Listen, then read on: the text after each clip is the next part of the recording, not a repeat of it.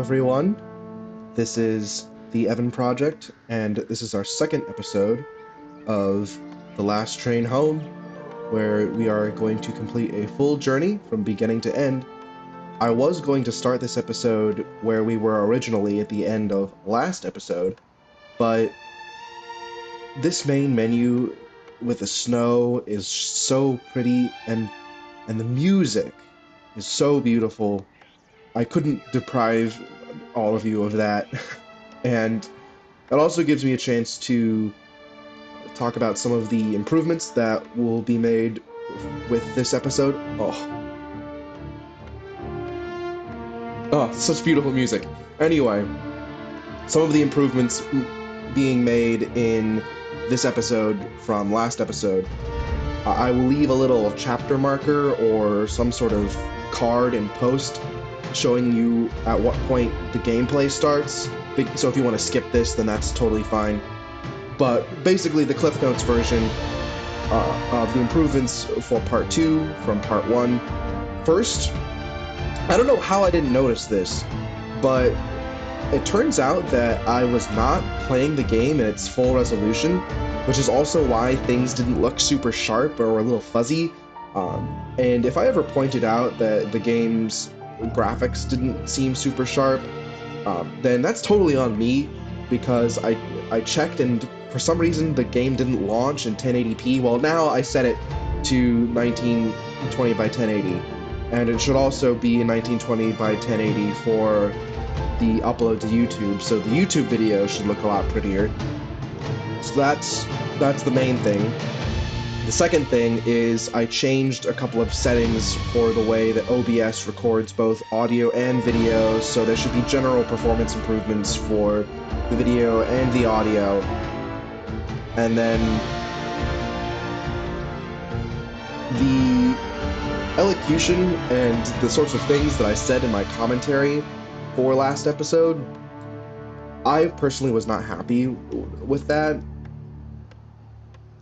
And it's mainly because I did a unrecorded rehearsal of the first episode with the demo that was about the same amount of time, and I was distracting myself and reoccupying myself and self-sabotaging myself is probably the best way to put it.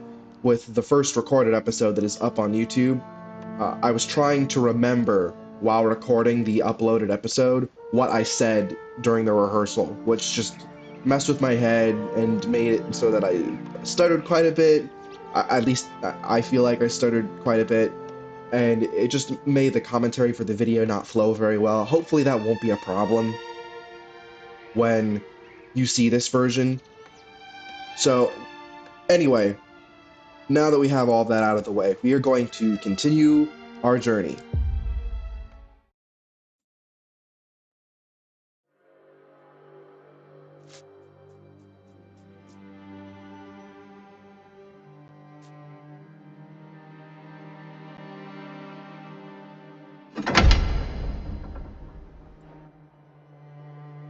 So when we last left off, we had just completed that menu transition is jarring.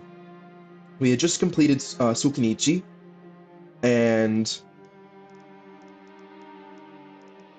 we had gotten a few new soldiers,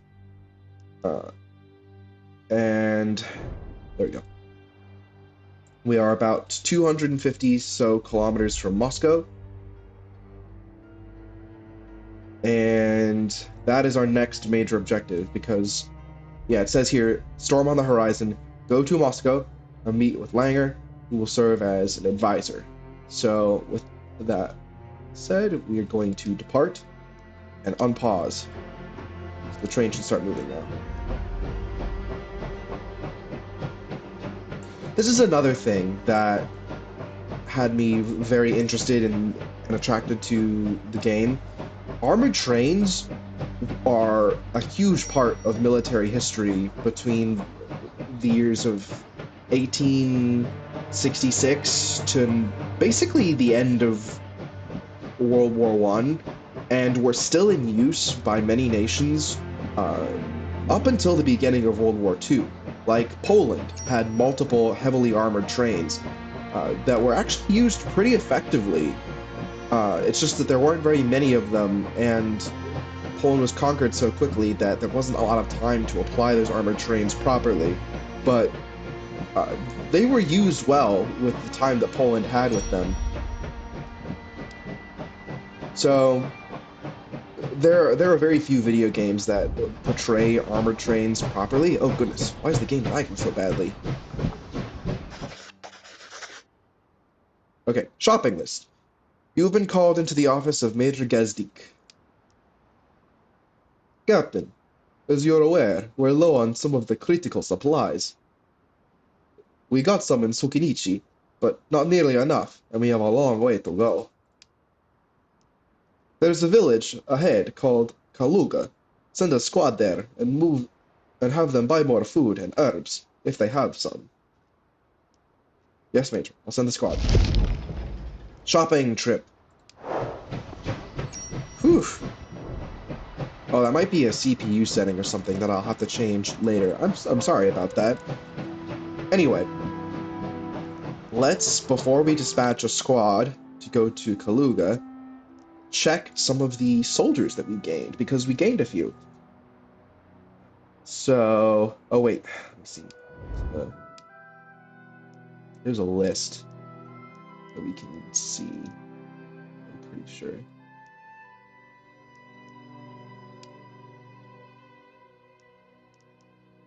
Where you can actually sort them by properties.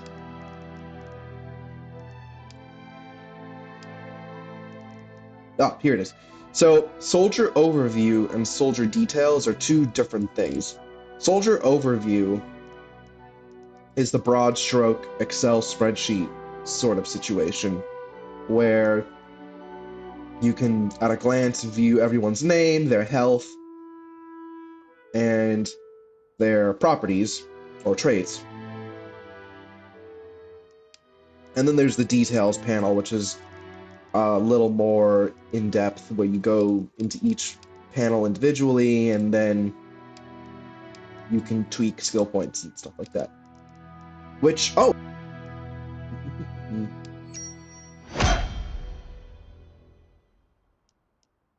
I'm actually going to, I believe, distribute all of these skill points, and then I'm going to come back and tell you guys what I did, just so I'm not wasting any time. Okay, so we're back, and the main things that I did were we gave Antonin the scout role for him to level up in that eventually, and so that way he might, I don't know yet, be able to use the camouflage ability in tandem with the focused fire ability. For Bedrich, we gave him machine gunner just so that we have an extra machine gunner if we need one. And then we increased his dexterity so that he has a better hit chance.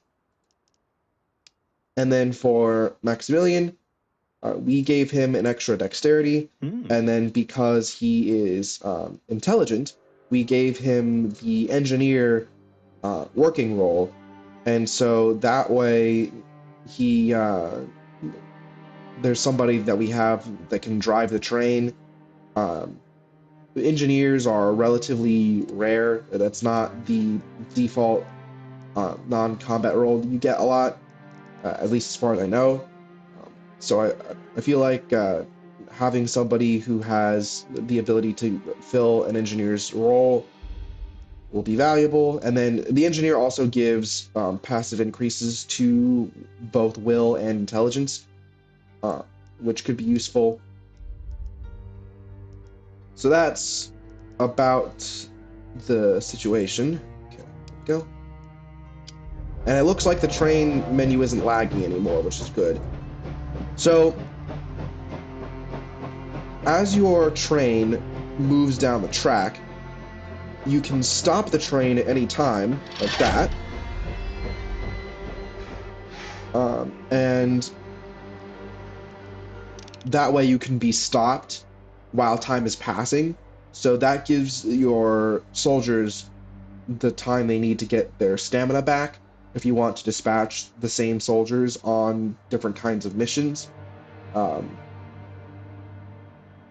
it also means that if you park your train right next to a point of interest, then it will take less stamina for your squad to move to the point of interest and then move back. So we're going to dispatch a squad to Kaluga. And the beneficial trait, I love this. The point of interest prompt will tell you what traits are beneficial to have when you dispatch your soldiers, which is such a great quality of life decision. Whoever thought that was a good idea, I agree. I love you. So who is an avaricious character? Oh, Alfred's a communist. Fun. Well, we're gonna send out our communists to go buy things because that just makes sense, and we'll send him with the monarchist as well. And then I don't think this is a combat POI because it's a merchant, so presumably there aren't any enemy soldiers in the area if this guy feels safe enough to trade. So, and their stamina is full too, so it's better to send people who are fresh. Who's Dusan? What's his thing? Okay, so certain traits will also have little symbols next to them, which delineates whether or not they are affecting combat or not.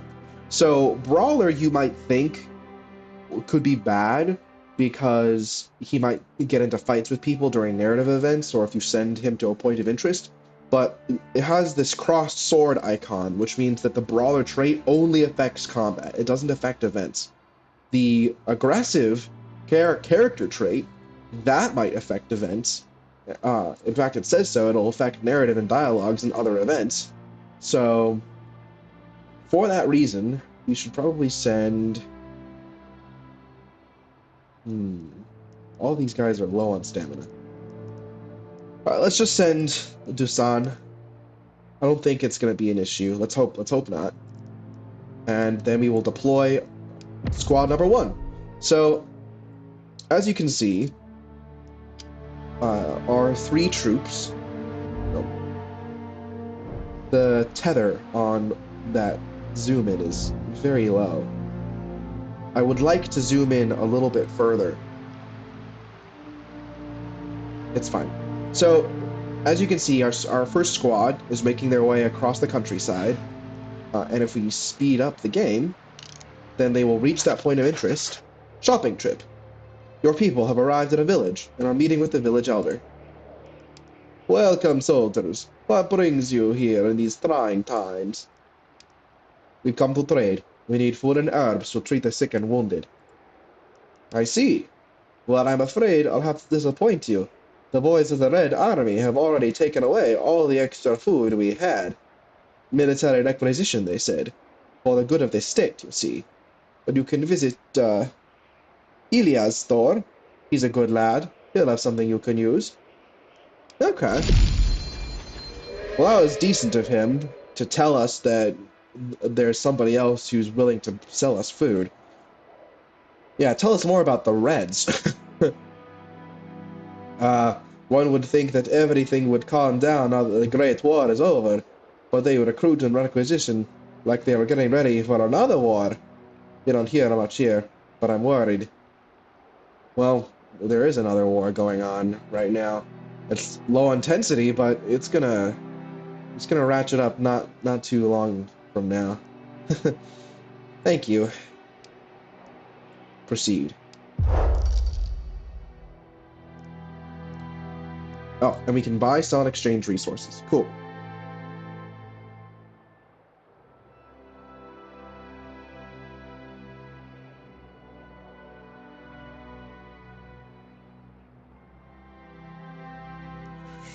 And we can also sell stuff. So, fuel. We probably wanna buy that. And herbs. I don't think we need very many herbs. think 10 should probably be enough. And that's 116 rubles? It just says money here in the tooltip, but we'll say rubles. And then we have a bunch of consumables here, including stuff that is cooked stuff, which you can probably craft in the kitchen car. We don't have a kitchen car right now, but we might be able to get one later on.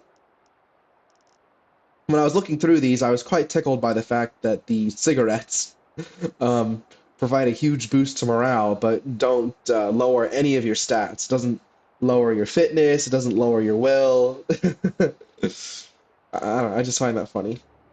Fuel. Fuel costs 1,200 rubles.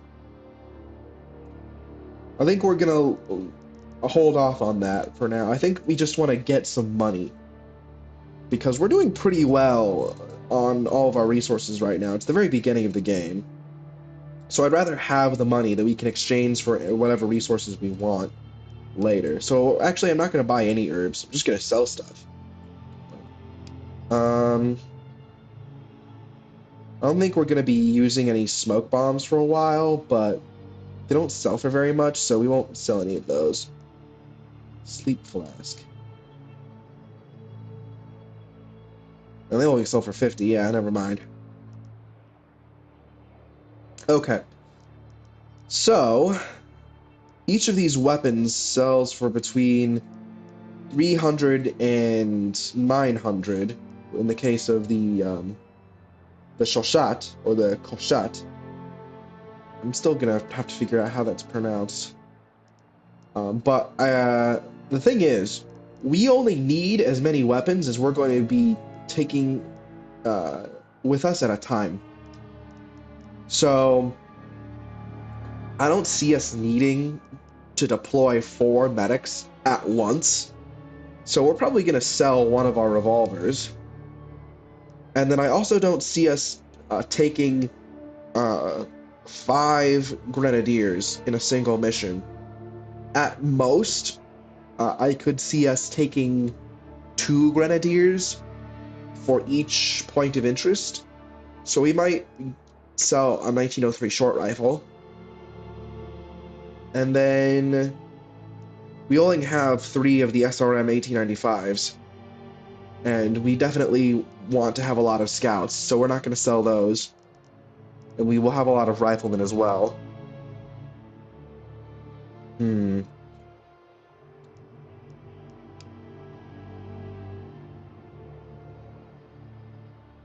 We'll just sell one of our Mosin rifles, because we have 7.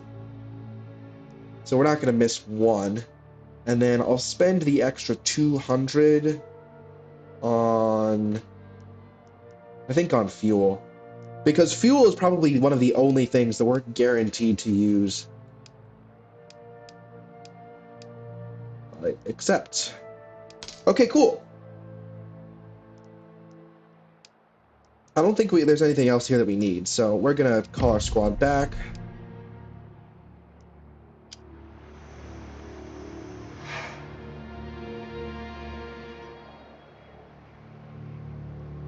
We're just gonna fast forward. So our squad is returned. And now... Oh, setting a waypoint doesn't start the train? Okay. I love that sound. Men aren't complicated. We just love trains and guns and fancy sounds. I wonder if this is a point of interest, this forest fire. We'll have to see. So you can speed up the train in exchange for higher fuel consumption. But the thing is, since we're moving faster, we'll get to our destination quicker and thus lose less fuel. So I wonder if speeding up the train is actually more fuel efficient.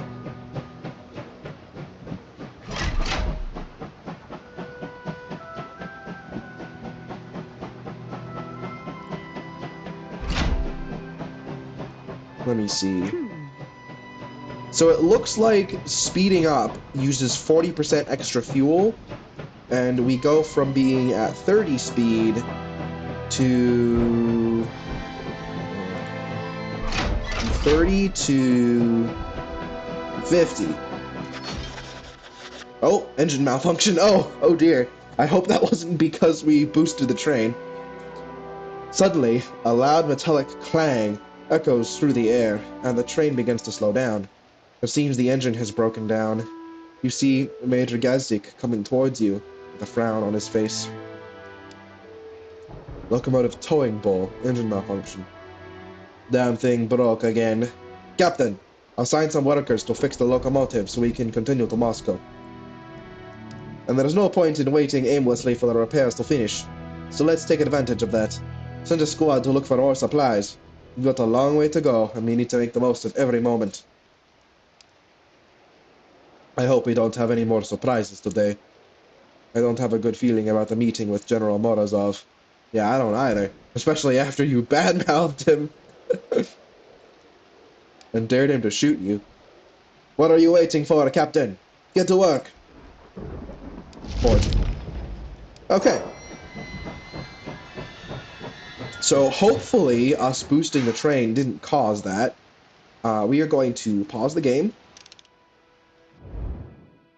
Oh, the raindrops are frozen in the air too when you pause. It's cool. So this is another really cool thing. The emphasis on the resource management and the non-combat roles, because we didn't really get into that in the first part because we really just did the tutorial mission and then the village mission. But you have staff for each of your cars, and you also have a day shift and a night shift for each given staff position. So it's the same thing for the artillery. There's a night shift person for the turrets, and a night shift position for the machine gunners.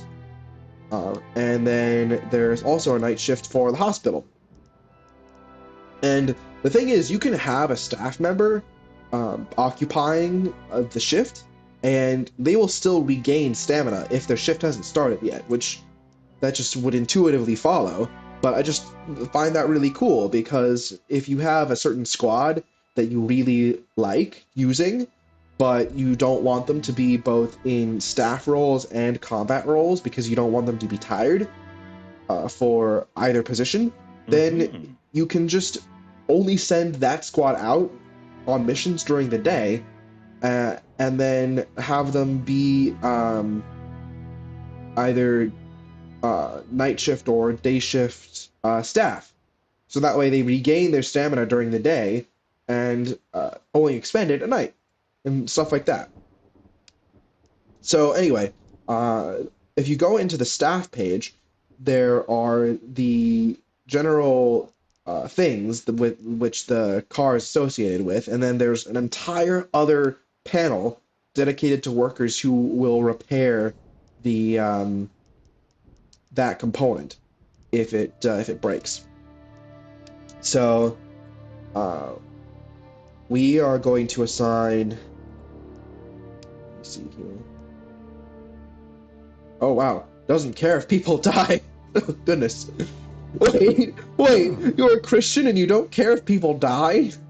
That doesn't seem to follow for me.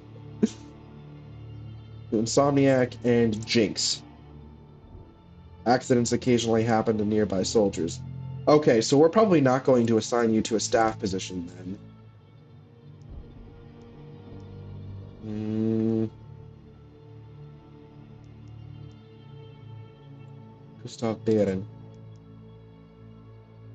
You're a communist and a hunter. You're also sickly. Oh, but you have no combat role. Huh, that's weird.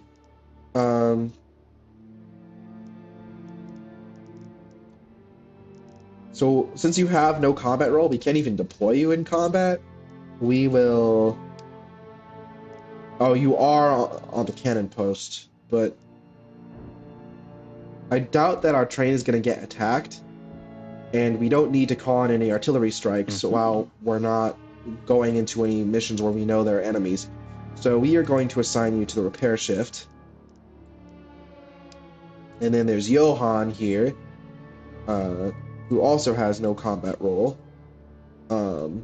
He's an entertainer and a Christian. Wow, we have a lot of Christians on this train. Interesting. I mean, I'm not judging. But he's also clumsy and self-conscious. Oh, poor guy. All right. Well, you don't have a combat role either, so we can't deploy you even if we wanted to. So, oh, you were stoking. Well, the train isn't working right now, so there's no point in you stoking anything. So we are going to assign you to the day shift as well.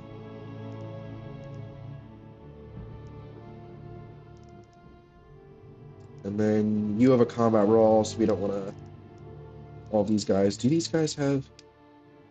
Okay, Prokop here, he doesn't have a combat role either. So we are...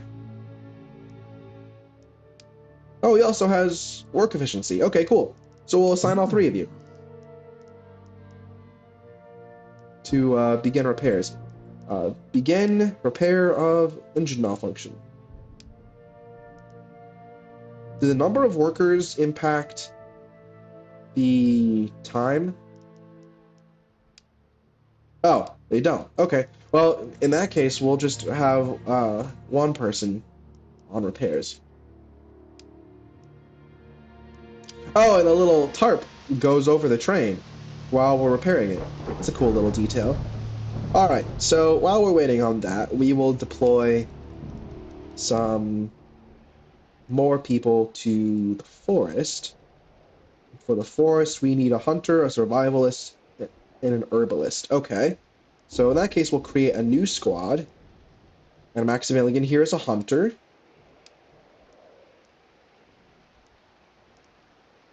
And Antonin here is an herbalist. And we'll deploy him as a machine gunner. And... I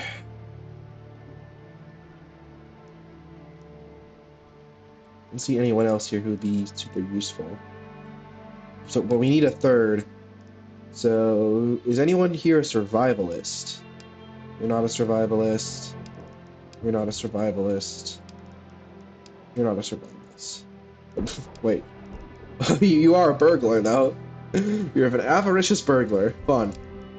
Alright, well, in that case, we'll just have someone else fill in. We'll deploy user rifle. Okay, so we will deploy you to the forest. And... oh, we need a hunter and a survivalist for the lake as well. Oh, we can reroute people. Oh, that's cool. I'll actually wait for this squad to do both. Yeah, I'm gonna do that, actually.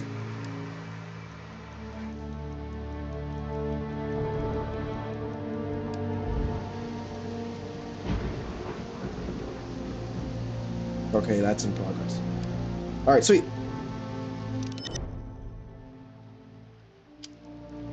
Oh, cool. Major Gazdik ordered you to send a squad to forage for food. Report, Major. We searched the area and gathered what was usable. The situation was affected because Maximilian Drap has trait Hunter. Maximilian Drap caught some game! Hey! And the situation was affected because Antonin is an herbalist. Antonin Kura also found some herbs. And Bedrich twisted an ankle.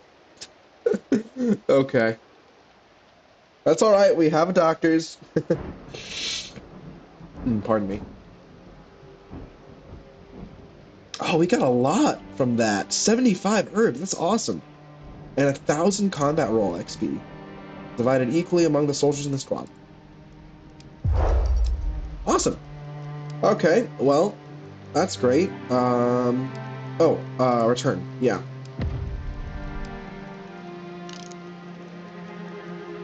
And the engine status has been fixed. So what I'm gonna do, actually, in that case, is I will send a squad ahead. And then, the train will start after they arrive, and then we'll pick them up. Let's see here.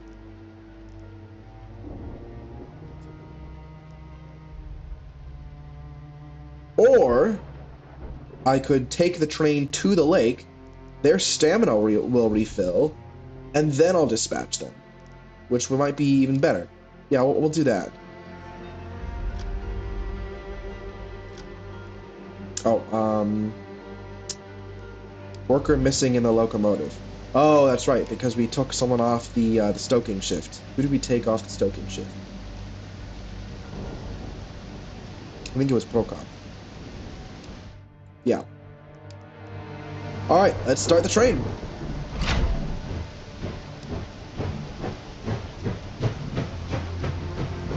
That's awesome. All right.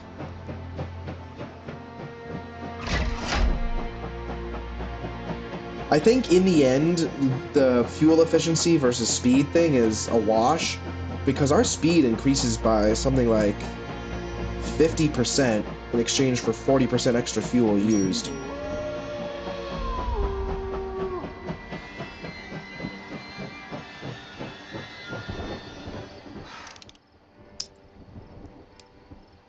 Select squad. So we don't have a survivalist with us, but we do have a hunter. So we are going to deploy.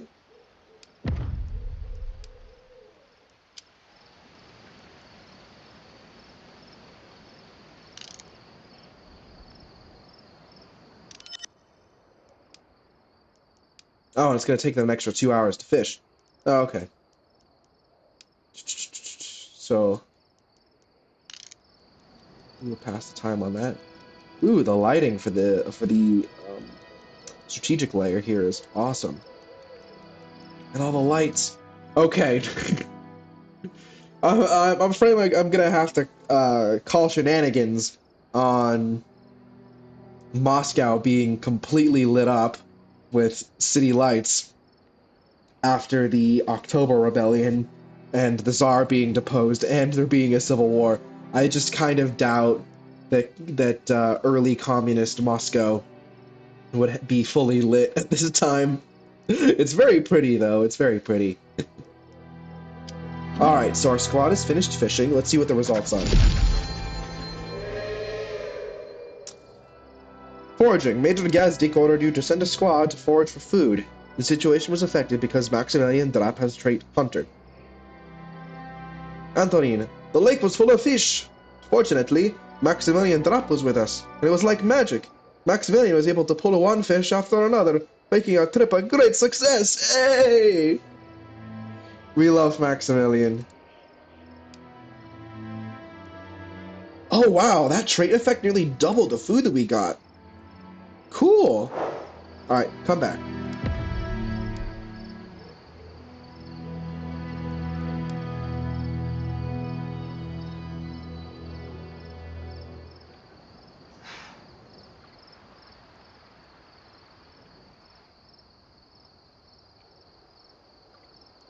Let's see. I want to find out where this is in relation to Moscow, because Moscow's a real place. So you can probably follow along on Google Maps or something like that to see where our train is and where it is now and where it will show up to eventually. So I'm gonna pause the game here.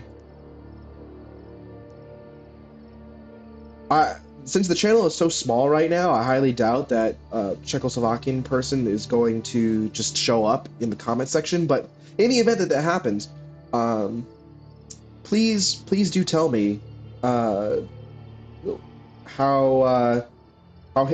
history about the Czechoslovak Legion is taught in your schools, because this is a period of history that I don't know very much about, as opposed to say World War II, and I know basically nothing about the Czechoslovak Legion.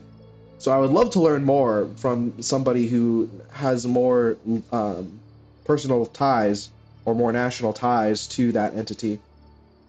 And I wonder if Sukunichi is a real place, or was a real place. I'll have to look that up too. This is why I love playing historical video games, because it makes you think about things like that. Alright, well, let's get the train moving, because we are only... wonder why it doesn't say.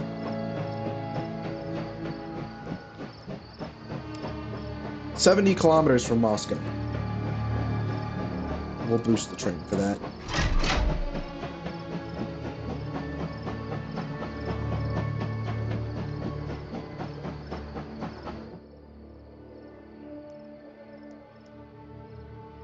Squad number 1 is resting. We're actually going to disband both these squads so that I can just deploy fresh.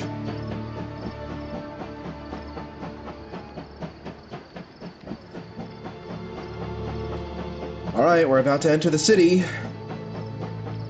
I see smoke. Are those factories? Or... Oh, I think those are just factories. I think that's smoke from the smoke funnels. And that's industrial, too.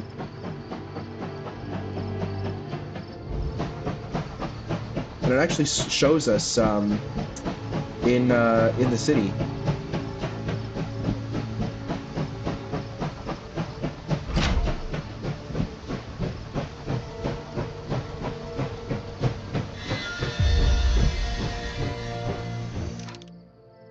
Alright.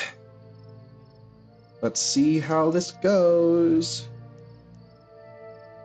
There's no turning back. This activity will move you to the next region and you won't be able to go back. Are you sure you want to continue? Incomplete side quests and deployed squads will be lost. Okay, that's good to know. Actually, let me see how long this episode is. This episode is already at 50 minutes. So I'm actually going to stop it here, and I'll have part 3 be all of the Moscow mission and whatever happens after that. Because I'm guessing that this mission is going to be longer due to the fact that there are 4 threat skulls and it's an end of chapter mission. So we will return for that. But in the meantime, thank you so much for watching. I really appreciate the fact that you're here, that we can, in a somewhat literal sense, or maybe in a virtual sense, go on this journey together. And if there's any way you can rename things, if you can give your soldiers custom names and things like that, then I really would love anyone who's willing to comment to give me some inspiration on how certain soldiers should be named and things like that. All right. Thank you so very much. This has been the Evan Project on part 2 of Last Train Home. Thank you so much, and goodbye.